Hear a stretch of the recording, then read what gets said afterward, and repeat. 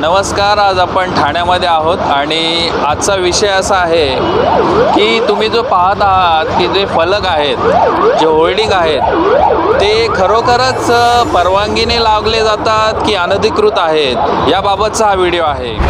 आपण बघू शकता 20/10/2023 तुम्हाला उत्तर मिळालं आहे का कारवाई करणार म्हणून? सहाय्यक आयुक्त अलका खैरे मॅडम यांनी प्रभाग समितीमध्ये पत्र दिला की सदर हे फलक काढण्यात यावा आणि तुमच्या अंतर्गत जे अनधिकृत फलक आहे ते काढण्यात यावे। पण आज 5 वर्ष झाले शासनाचा महसूल बुडवत आहे सदर जे जाहिरातधारक आहे ते। आज आपण पाहू शकतो ठाणे महानगरपालिका रस्त्यावरती बसले असते, फल फ्रूटवाले, भाजीवाले साधारण लोकांना त्रास देतात, गोर गरीब लोक यांचे माल जप्त करतात, त्यांच्यावरती कारवाई करतात। पण हे जे 5-5 वर्षापर्यंत जे शासनाचा महसूल बुडवत आहे यांच्यावरती कारवाई आजपर्यंत का नाही केली? गरिबांवरतीच फक्त कारवाई, नुसतं गरीबाला महाराष्ट्रामध्ये राहायचा अधिकार नाही का, यांचा अर्थ हे झाला। ठाणे महानगरपालिकाचे माजी आयुक्त यांच्या ट्रान्सफर करण्यात आला अभिजित बांगर यांच्याकडे त्याच्यापेक्षा मोठा स्कॅम मी ओपन केलेला, पण तेही आले तोपर्यंत हो हो हो कारवाई दिली आणि निघून गेले। म्हणजे सगळा पैशाचा खेळ आहे असं तुमचं म्हणणं? म्हणून मी स्पष्ट सांगितलं आहे की ठाणे महानगरपालिकाच्या जाहिरात विभाग हे भ्रष्टाचारी विभाग आहे। त्यांच्यासाठी याचे जे उपायुक्त होते महेश सागर त्यांच्याशी पण मी भेटलो होतो, याच्या अगोदर जे उपायुक्त त्यांच्याशी भेटलो, आता जे नवनियुक्त ज्यांच्याकडे चार्ज देण्यात आले आहे दिनेश तायडे साहेब, बस आता त्यांचीच भेट घ्यायची बाकी आहे की या विषयावरती कारवाई होणार की नाही होणार।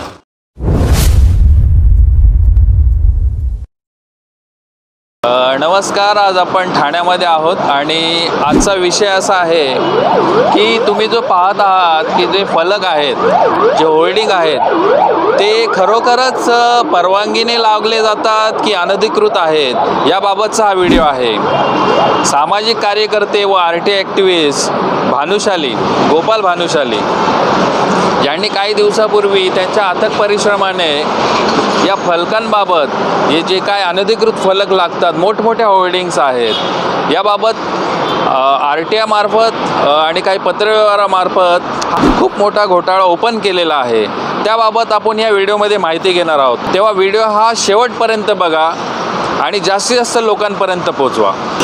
गोपाल भानुशाली साहेब आहेत आणि जे अनधिकृत फलक आहेत त्याच्या विषयावरती त्यांच्याकडे काही विषय आहेत तर ते आज चर्चा करणार आहेत। तर सर, काय म्हणणं आहे आपलं? जय हिंद ऑल इंडियन्स, मी गोपाल भानुशाली। ज्याप्रमाणे आपण पहिले पण माझे व्हिडिओ बघितले असेल की ठाणे महानगरपालिका अंतर्गत की नवी मुंबई या ठिकाणी होणारे भ्रष्टाचार केचे स्केम मी ओपन करत असतो।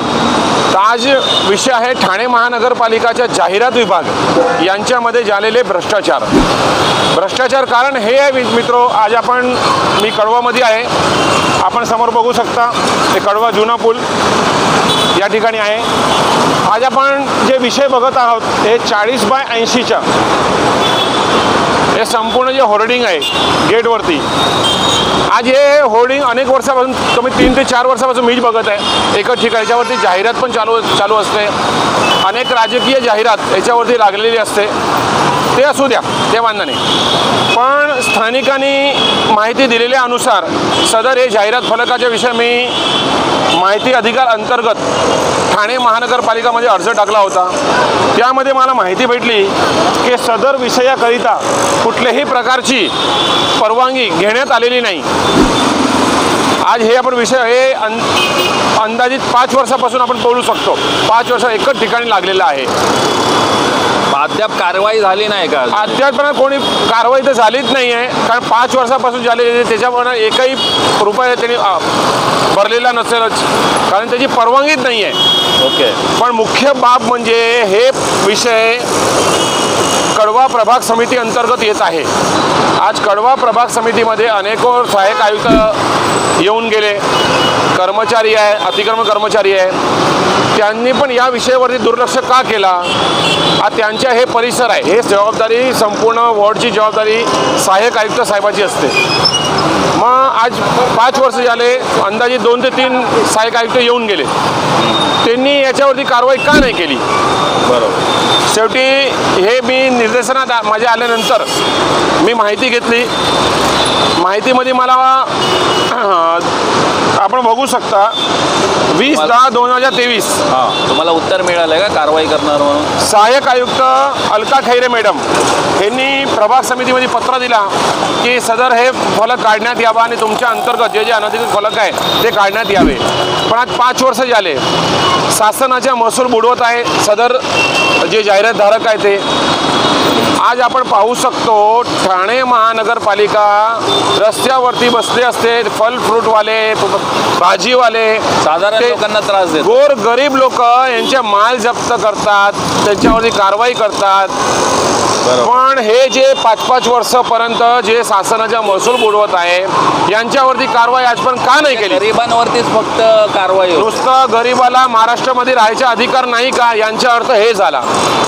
ठाणे महानगरपालिकाचे माजी आयुक्त यांच्या ट्रान्सफर करण्यात आला अभिजित बांगर यांच्याकडे त्याच्यापेक्षा मोठा स्केम मी ओपन केलेला. पण तेही आले तोपर्यंत हो कारवाई दिली आणि निघून गेले. म्हणजे सगळा पैशाचा खेळ आहे असं तुमचं म्हणणं? म्हणून मी स्पष्ट सांगितलं आहे की ठाणे महानगरपालिकाच्या जाहिरात विभाग हे भ्रष्टाचारी विभाग आहे. त्यांच्यासाठी याचे जे उपायुक्त होते महेश सागर त्यांच्याशी पण मी भेटलो होतो. याच्या अगोदर जे उपायुक्त त्यांच्याशी भेटलो. आता जे नवनियुक्त ज्यांच्याकडे चार्ज देण्यात आले आहे दिनेश तायडे साहेब, बस आता त्यांचीच भेट घ्यायची बाकी आहे की या विषयावरती कारवाई होणार की नाही होणार.